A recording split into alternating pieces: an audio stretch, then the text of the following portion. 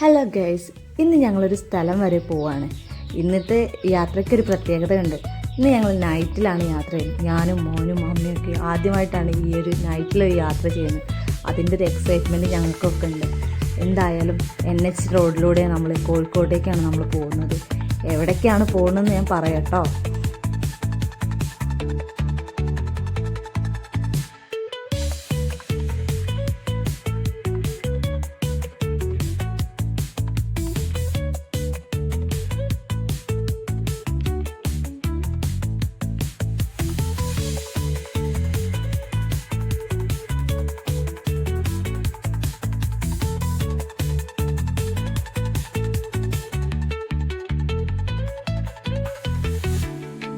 കോഴിക്കോടിൻ്റെ night view ആദ്യമായിട്ടാണ് ഞാൻ കാണുന്നത്.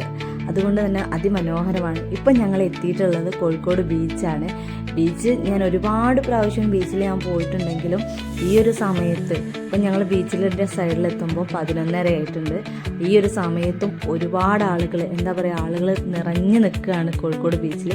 അവിടെ നിന്ന് ഞങ്ങളെ സ്ഥലത്തേക്ക് നീങ്ങി. പക്ഷെ നന്നായിട്ട് ബ്ലോക്ക് ഉണ്ടായിരുന്നു. ഞങ്ങൾ വിചാരിച്ചു ഞങ്ങളൊന്ന് വൈകിട്ട് ഇറങ്ങിയതാണ്. കാരണം എന്താ വെച്ചാൽ നൈറ്റിലെ യാത്ര കുറച്ച് വൈകിട്ട് ഇറങ്ങുമ്പോൾ കുറച്ച് ബ്ലോക്കൊക്കെ കുറയുമല്ലോ എന്ന്. ഇതാ ഞങ്ങളെ കറക്റ്റ് സ്ഥലത്ത് എത്തിയിട്ടുണ്ട്.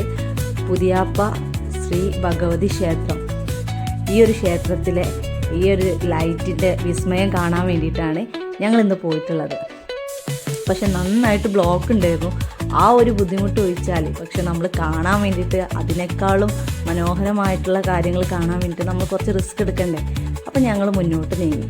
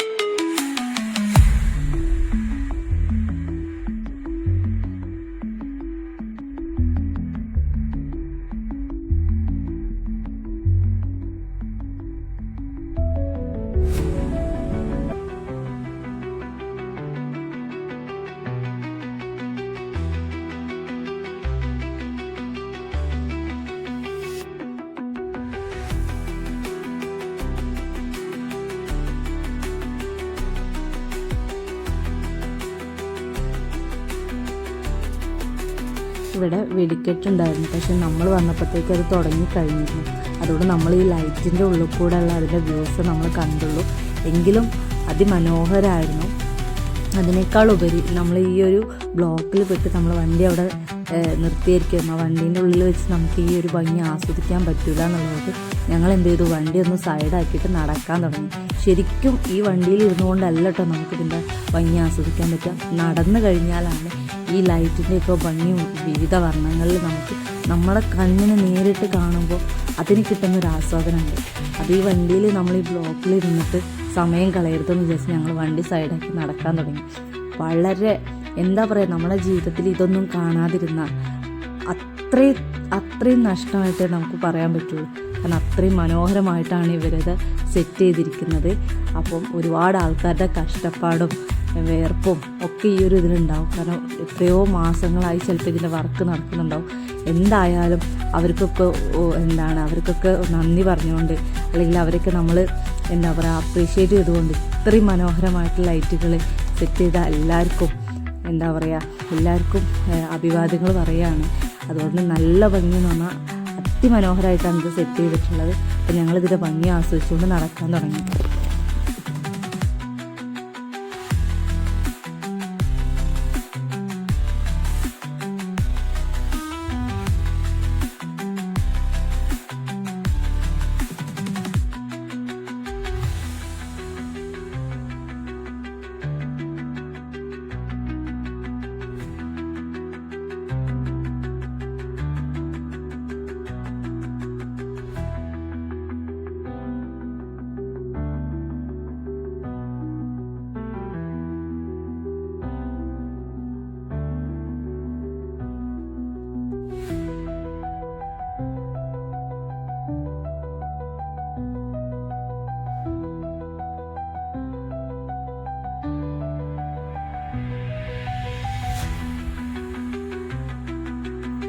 ഞങ്ങളങ്ങനത്തെ ആ ക്ഷേത്രത്തിലെത്തിയപ്പോൾ ക്ഷേത്രത്തിൽ തൊഴാൻ വേണ്ടിയിട്ട് ഞങ്ങൾ കയറിയിട്ടുള്ളത്.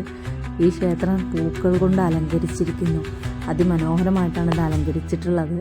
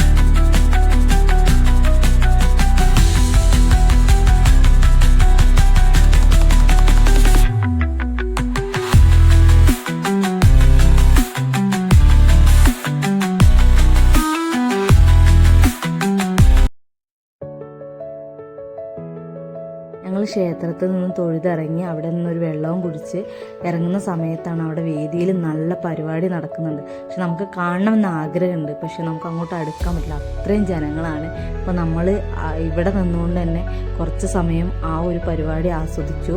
പിന്നീട് നമ്മൾ തിരിച്ചു പോരാന്നുള്ള തീരുമാനമായി. അപ്പോൾ ഇത്രയേ ഉള്ളൂ ഇന്ന് എൻ്റെ വീഡിയോ. ഇത് ഇഷ്ടപ്പെട്ടാൽ എന്നെ ലൈക്ക് ചെയ്യുക, സബ്സ്ക്രൈബ് ചെയ്യുക, എന്നെ സപ്പോർട്ട് ചെയ്യുക.